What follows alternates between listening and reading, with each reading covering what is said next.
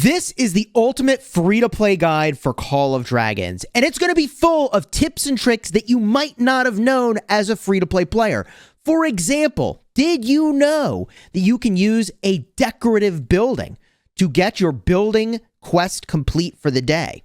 For example, I'll drop down this banner, and bada boom, side quest, home improvement, right over here, daily quest for building is complete. Stick around in this video for a ton of tips, tricks, and guidance that you need as a free-to-play player to get edge.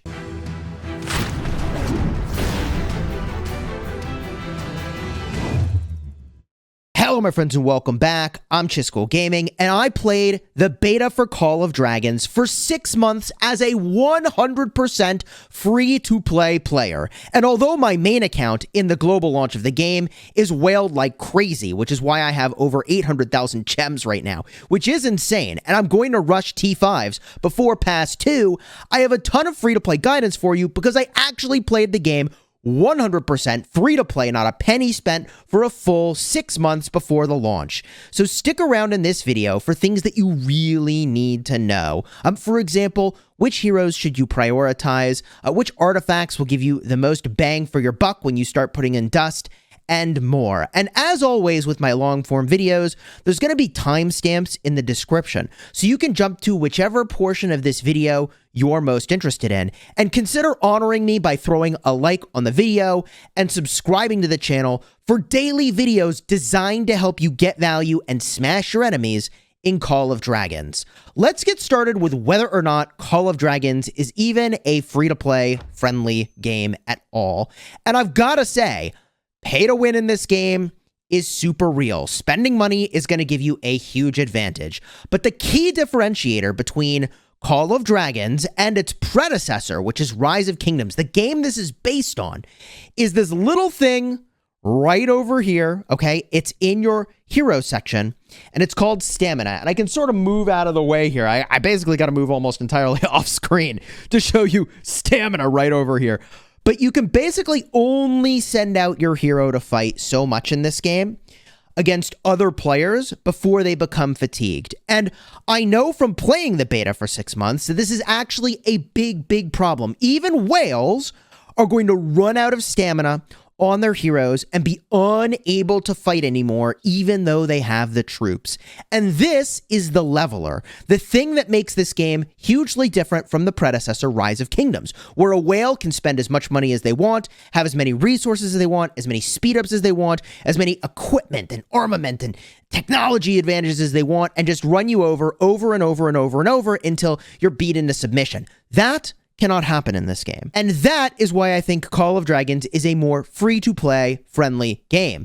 Now, with that said, there's a couple things I have my eye on here that are, I'll call it yellow alert, maybe concerning about what free-to-play could look like in the future. The first is the notice board, and we get a look at your policies. This is seasonal technology. Now, compared to what you have in Rise of Kingdoms with crystal technology, this ain't so bad, but you may need to allocate, okay, some amount of gems to your seasonal technology, even if you are free to play, in order to compete. And that just is what it is, and I think that is something you probably will need to do, and we'll talk more about that when we get to gem spending. The other thing I have my eye on that's maybe a little concerning for the free-to-play balance in the game is, in fact, artifacts. And I'm less concerned, by the way, about whether or not you have the rarest artifacts, and more concerned at the start of the season about the level of the artifacts. You see, a pay-to-win player can buy a bunch of dust. That dust is going to put a lot of points onto an artifact. You level it up, it increases this first stat. And so at the start of the season, a pay-to-win player probably does get a pretty good advantage on dust above a free-to-play player. And I just want you to be aware of what these weak points will be, because it means you're going to need to focus on the right artifacts, and I'll tell you which those are during this video, so that you don't put your dust in the wrong place and then end up really weak compared to a player who has spent a bunch of money and gotten a pay-to-win advantage, all right? So those are the key sort of differences between Rise of Kingdoms and Call of Dragons, and the extent to which I think it's free to play. But let's get into how you actually play this game as a free-to-play player and what you need to do. And the first thing we need to talk about is your gem count. Now, I'm not going to fill this video with simple tips about how to get gems, because I'm going to assume you're doing the very basic things the game will be instructing you to do. Like, for example, you'll see a little icon over here pointing, hey, you have notifications for your illustrations, and you just click into things and you get your free gems. What I want to talk about is the things you probably haven't figured out, or if you have, we need to talk about them because they're just so important. And the first thing is you need to stop spending gems in all the places where the game is like, ooh, you could spend gems here, like the courier station, or in my case, the Goblin Market. Depends on what faction you've chosen, I think. But stop spending gems everywhere except the following things. First of all, get your second building queue. Think of your second building queue as a free 24-hour speed up every single day. For the 5,000 gems you spend on it, it is insane. That is your number one priority with your gems. Your number two priority becomes VIP, and you need to just keep jamming on VIP with your gems until you hit VIP level 8. Don't stop before VIP level 8. That would be a mistake. You want to jam your gems into VIP until you hit 8 for your second research queue. That is a free 24-hour speed up worth of value every single day, plus an element of convenience for having 2 research queues. VIP 8 is amazing, and you start getting a legendary hero token every single day. This is a slam dunk, easy choice, no-brainer to jam on your VIP. Now, from there, the final place where you use your gems is going to be lucky spins, which are wheels, which can give you access to really powerful heroes. One thing I will guide you with regard to applying your gems to VIP is that you might consider, okay?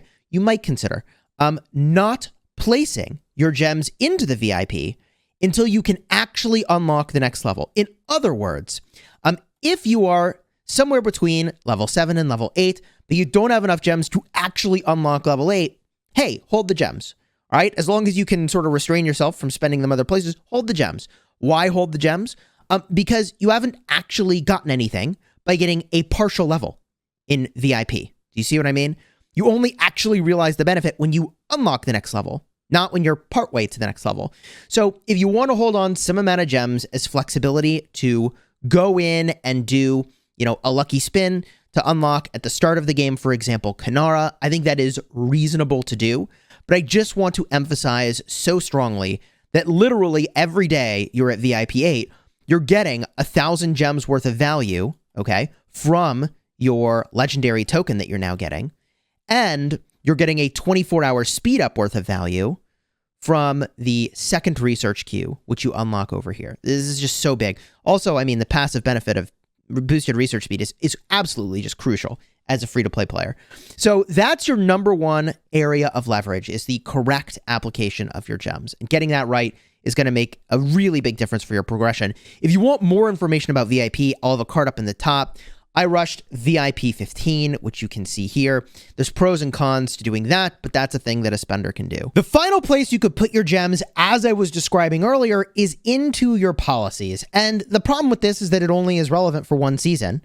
But if you found yourself with a true excess of prestige, and I'm not sure that you will, not at the start of the game, but if you did find yourself with a true excess of prestige, I wouldn't fault you for spending some amount of gems onto your research here. It takes 80 gems to do research. You can't use speed ups. It has to be gems. But I don't know that you're actually going to have that excess of prestige anyways from the Dragon Trail in order to be needing to spend gems over here. Certainly not in your first season, but maybe in later seasons. That's a problem you will encounter. And you'll be able to give yourself some amount of boost in your season by virtue of dropping some gems. Otherwise, save them for all of the other things that we've talked about in this video. So now that we've wrapped up the talk about spending gems and where they go, we need to talk about your second highest point of leverage, which is getting into a great alliance, which coincidentally will also get you lots of VIP and speed ups potentially. You want to, at the start of the game, go absolutely nuts with your speed ups. And look, conventionally, what people might say is, oh, but hoard speed ups for events and then do stuff during events. Look, if you try to hoard for the strongest lord, not only are you not winning strongest lord, but if you sandbag your power, you're not going to be able to get into as good of an alliance, and getting into the absolute best alliance you possibly can is hands down your highest point of leverage in this game. Okay? Because you can get chests from being in a great alliance. Somebody just bought 3 gold chests. I just got 9 hours of speed ups over there, 2,000 VIP over there, 9 hours of speed ups over there. I got another 1,000 VIP. I mean, you get the idea. Getting into a really good alliance, even if they aren't spending a ton, is just going to give you a huge point of leverage and is honestly going to dramatically increase your gameplay experience. So anyone who's advising hoard your speed ups and resources at the start, I think that's a huge mistake. Now, I will say, don't make the noob mistake of opening all your resource tokens and then having them be plunderable. I'm not saying open all your resource tokens at once. I'm saying don't hold back at the start of the game. Gain as much power as you can. Now, there are some buildings that will actually help you gain power faster. And this was true in Rise of Kingdoms, that certain buildings took less time for the amount of power that you gained. Typically, some of those buildings might include like the hospital. That's a building that costs a lot of resources, but gives you a moderate amount of power for the amount of time it takes to do the upgrade. Another building that historically, from the Rise of Kingdoms world, was really, really high leverage is your mana refinery. Mana is going to be a crucial bottleneck to your progression in this game.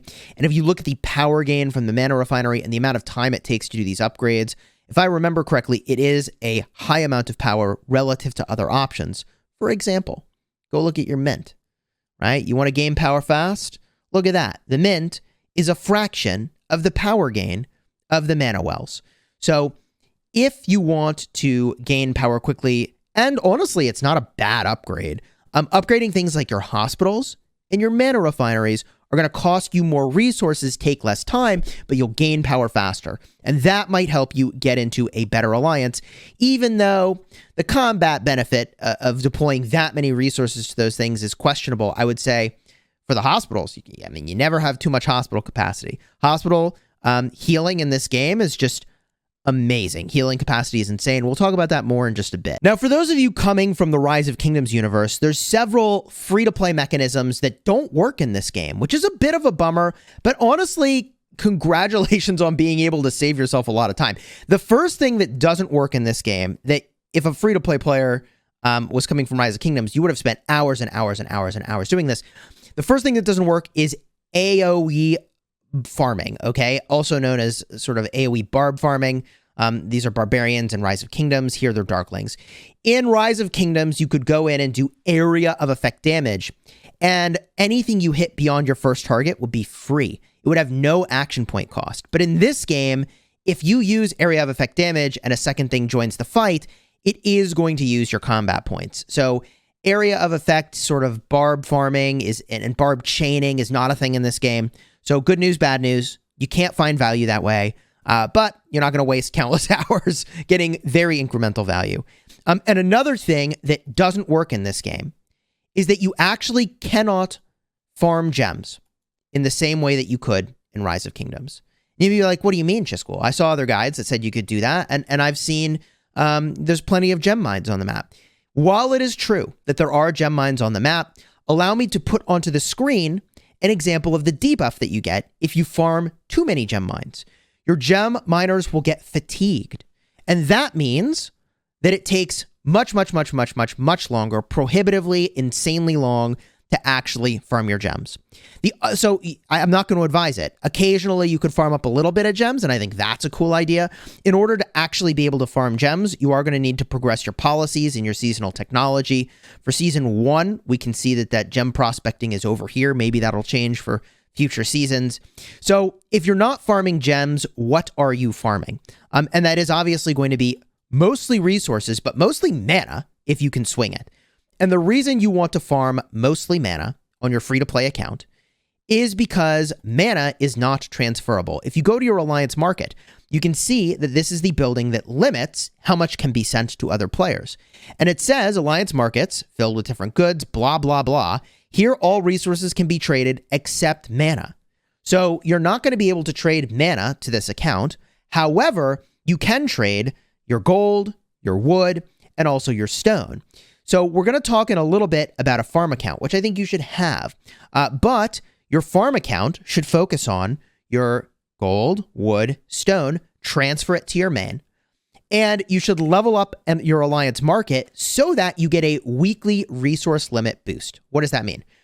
your resources that you can receive per week are limited. Now, that might sound frustrating, except think about how many resources a pay-to-win player would have been getting without this limit. Trust me, this is an advantage for you as a free-to-play player, that the amount of resources you can get is the same amount that a pay-to-win player can get. So a pay-to-win player can't go buy from a seller who would send them many resources on the dollar compared to other ways they could get them. So the playing field here is leveled, but you probably do want to get the maximum number of resources you can send yourself per week from a farm, okay? So creating a farm is very simple, topic for a separate video, but the sort of main strategy there is that you either use a separate email address to make another account, or you'll go in, okay, and you'll make an account on another server adjacent to yours. So if I go to account and characters, right, I'm in server 32, I have an account on server 31. Theoretically, if these two servers get merged, which is a thing that happens in this game, then boom, you'll have a farm in the same server as you.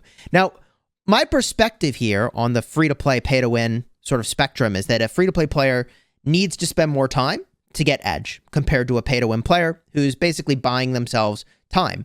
Sometimes that's a time advantage that cannot be realized by a free-to-play player, but some of the things a pay-to-win player buys, you can earn with your time. So I would say that making a farm starting right away, if you're free-to-play and have lots of time, would be a really good idea. That means you need to use a second email address to get an account in the same server as the one you're in. And you probably want, even if you have it, a second device so that you can be logged into both accounts at the same time, right? And then just farm up a bunch of resources, transfer them to your main, and you get a resource advantage that way. That resource advantage is important not only for powering things up in your city, okay, but in combat, if you want to resource heal, you need to have resources, and it's really expensive to resource heal. So getting a farm alliance getting a farm account for you as a free-to-play player is of elevated importance, that's for sure. Now, on the topic of gathering, one way that you gain advantage in this game as a free-to-play player is by leveling up your heroes more than other pay-to-win players that are potentially less active, okay? And I won't cover this in depth here because I have in another video. Card will be up in the top, and I'll remind you in the end screen that there are very critical talents on your gathering heroes called Earth's Grace. The more of this you get, the more experience you gain when you gather resources. This is true of the primary and secondary or deputy hero when you go out gathering. So you can see here when I look in my reports and I go to my gathering report, look at all this experience I'm gathering up here. Now you can see I'm focusing mana on my main account. And here's one tip that I haven't seen in any other video yet, which is that the amount of resources you get directly impacts the amount of experience you gain, which is pretty straightforward. I mean, it says that in the description. But what that means is that if you want lots of experience, don't farm mana, don't farm stone, farm gold and wood when you're power leveling heroes. Actually, the easiest way to visualize this is already on my screen. You can see the level 3 gold mine has 378,000 resources, whereas the level 3 ore mine has 283,000 resources, right? And you get more experience right over here, picking the nodes that have more resources in them, right? So that talent we were talking about doesn't care if you're doing mana or gold. It's just going to take total resources gathered, multiply by that percentage, and then boom, you get that much experience. So going for things like gold and wood, which have more resources in the same size node, or the same level node, is going to get you experience faster. And I've actually, in some ways, really kind of hindered my growth on my account by focusing so much on mana. But I do have a lot of mana, okay? I have gathered a ridiculous amount of mana compared to other people at in my server. I mean, at this point, I'm 2 weeks into the game, and I have gathered a grand total of 84 million mana, which is more than literally any other player on my server. I think what I'm trying to say is just keep in mind what you gather. If you want to power level your heroes, you are going to need to gather that wood and stone and also gold, primarily wood and gold, in order to power level so that you can level up a lot of different heroes if you wanted to. But on the flip side of things, at the start of the game, in your very first server, look, you're just not going to have enough troops to make multiple marches. And so let's talk about troops and experience gain and how you might actually, as nice as it is to level up lots of different heroes from gathering, let me give you some tricks to power level a couple heroes really high, okay? And the reason you need to do that is that your troop count is going to be an issue at the start of the game. It's actually going to be a huge issue. There's a number of reasons why troop count will be an issue. First of all, you're going to have a hard time filling your one march full of troops with your highest tier of troops anyways. And at the start of the game, you just need to train to get to that point. So until you reach that point where you can fill out your march with the highest tier of troops that you can make, I think you're going to want to start by power leveling a couple heroes. What does that mean? That means that when you go to fight Darklings, you want to bring the smallest number of marches possible so that you put the most experience into one march. Now, you actually can see that I have sort of done this, okay? My Lilia is level 57. And if we look, her, pairing is going to be with Velen. He's 47. And when I go and I use my combat points, I just use Lilia and Velen, and I hit the highest level Darkling I can. Now, I recognize that if you're free to play, you're probably going to need to bring multiple marches. And so if that's the case, I just want to encourage you to try to focus your hero investments on heroes that you will battle some Darklings with and also then battle players with. You don't want to get a lot of experience from Darklings onto heroes you're not actually going to use to fight other players. This really matters a lot at the start of your season, especially if you're free to play, but this is true for everybody. So with that said, which heroes do I think you should focus on? Well, I think the best heroes to focus on as a free-to-play player is going to include a blend of legendary and also epic quality heroes. And the reason that it's a blend is that just because you're not spending in the game doesn't mean you can't use legendaries. It just means it'll take you longer to get them to a high skill level. So the combination I think you're really going to be interested in is Velen primary with Waldir secondary. Now, your Waldir should be very easy to go and expertise or awaken in this game. That means you've maxed every skill on him. And the reason that's easy to do is because I hope you picked League of Order, following my guidance around the best starting faction. Card will be up in the top. But even if you didn't pick League of Order, you still can go in and use your universal tokens on Waldir, which I think would be a very, very good idea. The Velen-Waldir combo is really good. I think if you're free to play, your tokens going into Velen is the way to go at the legendary tier.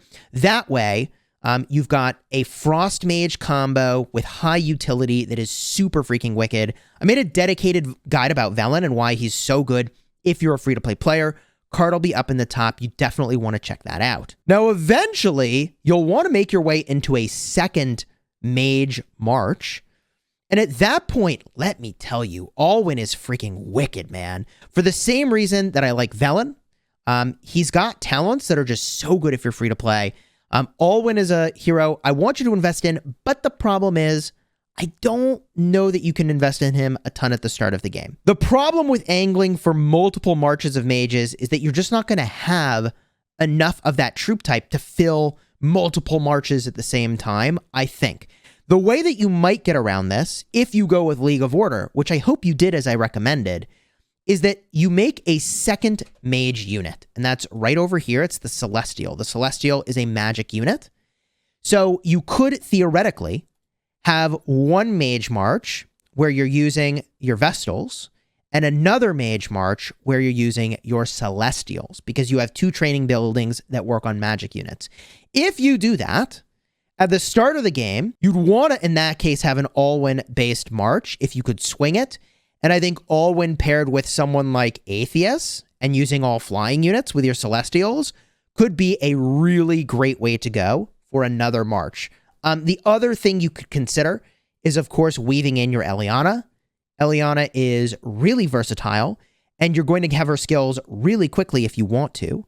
So Eliana will be another really great choice. You could do Alwyn Ellie, and that is a high utility combo that is pretty tanky given what it is. And in case it wasn't clear why it is that I'm recommending that you work on ranged marches, the thing is that a march that has to go right up to the enemy is full committing to the fight. So if you were to work on infantry or you were to build a cavalry march and train lots of those troops, yeah, those are cool marches, but the problem is that you have to get right up to the enemy, and if you get focused, which you probably will, As a free-to-play player, you're likely to get deleted at the start of the game. It just is what it is. When we get to the end game, right, when we're like many seasons in, when we're like a year into this game, and you've got tier 5 troops just like the whales do, then the dynamic will certainly be different. But at the start of the game, I'm encouraging you to go ranged.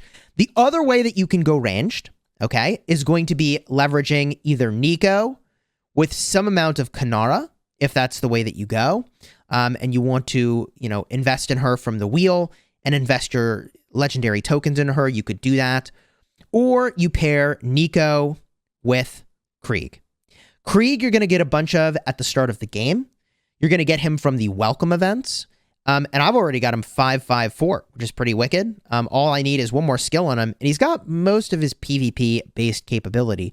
The 4th skill over here is more engineering related, which doesn't help you really fight other players, okay? Then the expertise or awakening skill is certainly good. So you would at some point want to awaken him, but not as a high priority, all right? So you'd use the legendary Nico. You'd ideally want Nico to be the primary because he reduces the defense of the enemy. And then boom, you do some nice area of effect damage with Krieg. I think that's really, really great.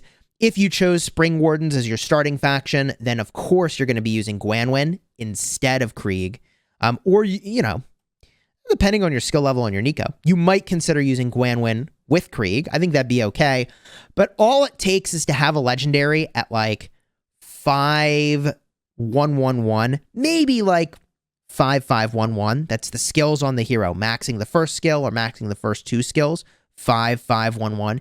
And at that point, your legendary is definitely better than any epic you could compare to. So it doesn't take much for a legendary hero to be superior to an epic hero.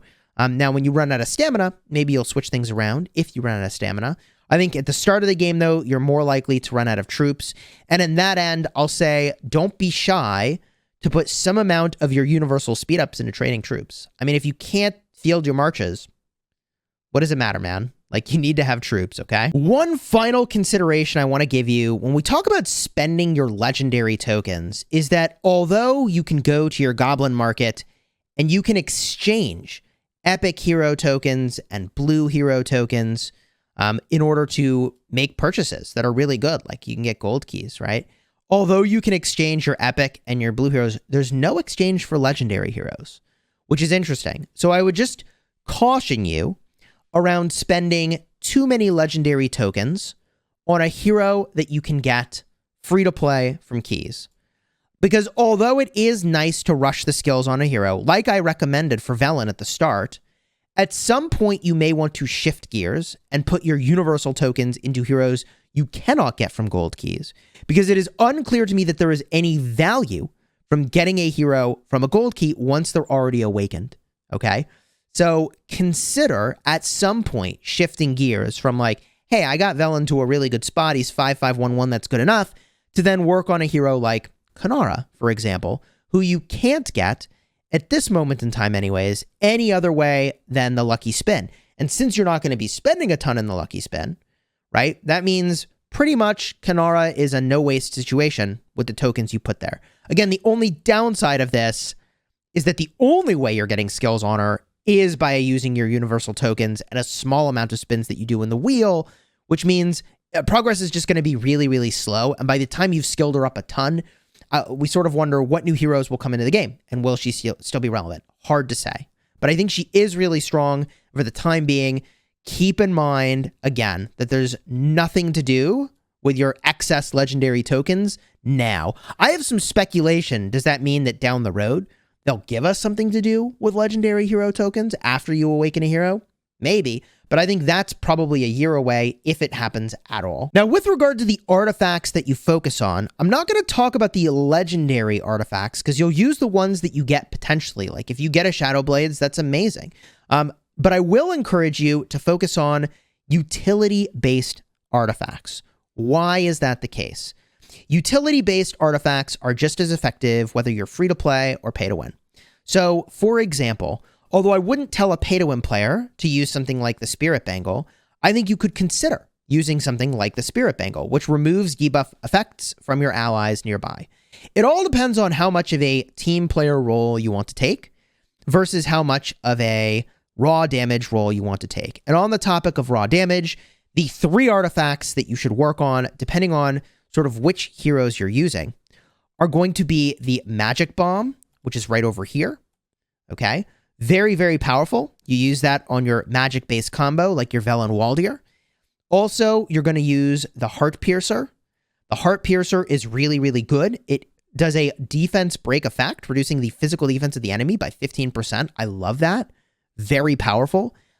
This is something you want to use on your Nico March, or whatever your Marksman March becomes, whether that's involving Kanara or Gwanwyn or Krieg. Those are the artifacts you want to focus on at the start of the season, right? And if you're using a second Mage March at the same time as your other Mage March, for example, if you've got Celestials running, then you weave in something like a Spirit Bangle. But I want you to really focus on just all your EXP into 2 really good artifacts. And, you know, if you have a legendary, you would use it, right? Like Phoenix Eye, okay, you're using that if you get lucky. But you can't count on getting those. I can count on you having a great Magic Bomb and a great Heart Piercer. So taking those to a good place at the start of the season and then consider what legendaries you have is a good way to go. Now, there's only a couple more things I want to talk about here with regard to free-to-play value. And I just want to remind you that some of the best free-to-play value in the game is going to be leveling up your Alliance Center as high as it possibly can go. This allows other players to help you and will dramatically reduce the time it takes to build and research.